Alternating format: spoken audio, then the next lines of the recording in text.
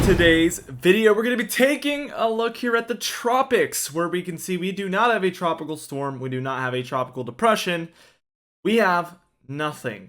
So we have seen the dissipation of that first tropical storm, and now, thankfully, and more typically of June, we can see that we have no tropical cyclones expected during the next 7 days. So for now, we're going to stop showing this graphic until we have our next threat. Keep in mind that we will stay on top of this, check this every day, and show you guys once there's something to see.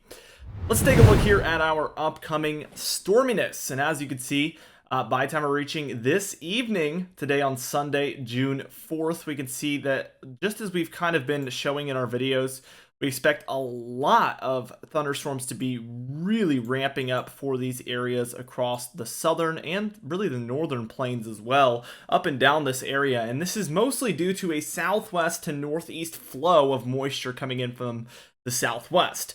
And this is much more typical in an El Nino, which, as you guys know, if you've been keeping up with the channel, that is what we're anticipating at this point in El Nino.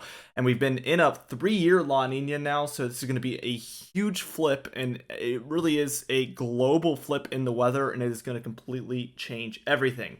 And I think the fact that we've been in a La Nina for 3 years is going to make it feel even more dramatic of a shift, and it's weather that we have not seen in 3 to 4 years coming back. So it is going to be a big shakeup. Think of what you were doing 3 to 4 years ago, because that is the last time we had El Nino conditions. Think about that. Absolutely crazy stuff. We're already seeing the impacts of it, not only due to this, because again, that southwest flow coming from those El Nino conditions, but also a flow coming into the Gulf and moving into these areas.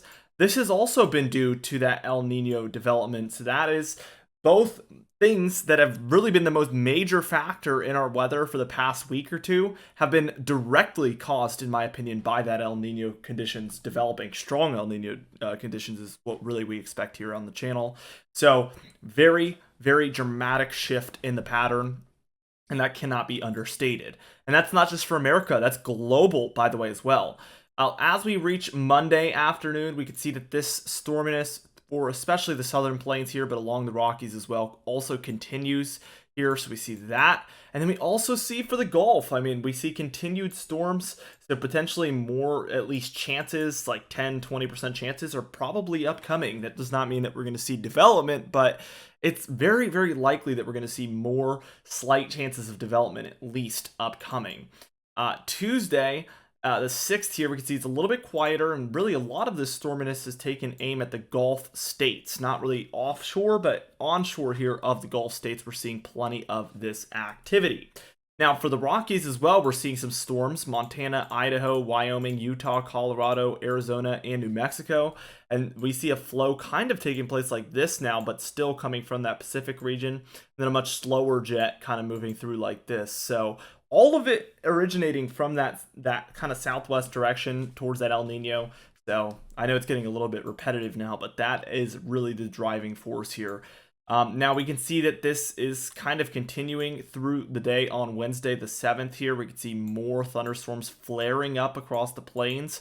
So there is a lot of severe weather implications with this as well, because this is a very substantial pattern and really causes severe weather to happen when we see this flow of moisture from the south, kind of drier, colder air from the north. And when all of that mixes in this area, it just does not lead to good things typically.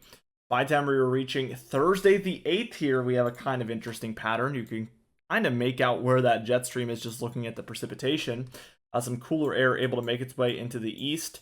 Some stormy conditions here around that jet stream here, just like this. And we can see the northeast, the southeast, the south central, and the north kind of central and northern plains area, all seeing thunderstorms due to this kind of trough that we're seeing dip down. By the time we were reaching Friday, and this is going to be the 9th, we see pretty similar conditions. The East Coast dealing with some thunderstorms there, the Gulf Coast, and then back up the plains here. So a really big smiley face of storms taking place. Although that face looks a little bit scary there now that I did that. But by the time we were reaching Saturday the 10th here, can't believe we're already talking about June 10th, we do see some tropical moisture along the Bahamas, the Florida coast, the southeast kind of ocean or offshore of the southeast there. We're seeing a lot of this activity ramping back up. So again, wouldn't be surprised if at some point we do see more chances of tropical development. Not a guarantee that anything will develop, but just chances in general. Thunderstorms here across the northwest, potentially, at least showers, but potentially thunderstorms. The Rockies into the northern plains dealing with some thunderstorms here, and things have literally pretty much turned straight off here from the southwest for the moment being around then, but we probably are going to see this make a comeback here by Monday the 12th. What we are seeing is a little bit of a more western active pattern. So we're seeing this jet almost head directly north here, and it takes aim more at the west here. We can see this kind of flows back into the northwest from that same stream there, but this leaves the east for the most part a little bit drier, which has already been the trend. So seeing more of this is just absolutely insane. And then kind of like the Tuesday, Wednesday time frame, 13th, 14th, it's still pretty far up here to the north where we're seeing a lot of this activity, a little bit across the southeast, but in general, as you can see, the east is pretty quiet in general.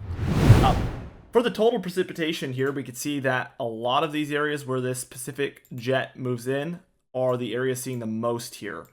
So these pockets in here are expecting the most activity here. And then the east in general, outside of maybe the coast for a couple of days there, is seeing the least activity pretty much around the nation, which is crazy, crazy stuff. Huge flip from what we had been seeing in the springtime. Total snowfall here, we're still expecting a couple of inches for the Rockies and maybe close to a foot around the Sierra Nevadas. We'll keep you guys updated with that as well. The temperature pattern, we do see some warmer conditions move in.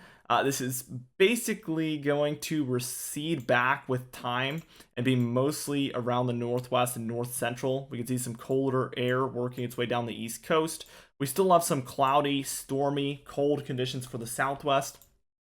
Cooler, that is. It's not going to be really cold. But we can see that in general, we're mostly seeing troughs here in the east. So we're seeing another cold air mass move in, as well as the southwest. And this leaves this kind of area up here as our positive, kind of above average temperature region. This does eventually head eastward, as you can see, towards the end of the model run here, which is going to be approximately the 15th.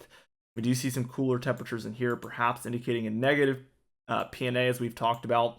And this would encourage this rising warmth in the east that we're seeing right here.